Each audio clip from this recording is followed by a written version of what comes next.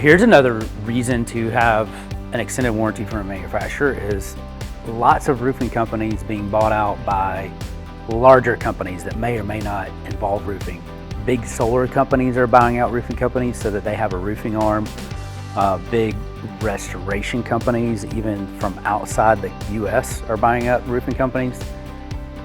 That company that did your roof is gone. So then you're relying on, are the people that bought that company out going to protect me? We had a phone call issue recently where a guy said, you know, this company was bought out and I can't get anybody on the phone.